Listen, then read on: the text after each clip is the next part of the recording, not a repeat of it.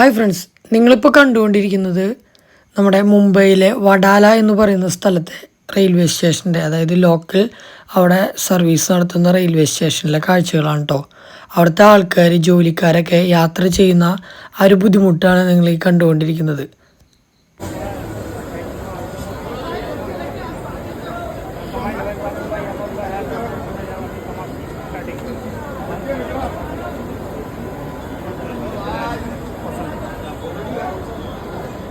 गाड़ी पैसा देते ना करने पैसा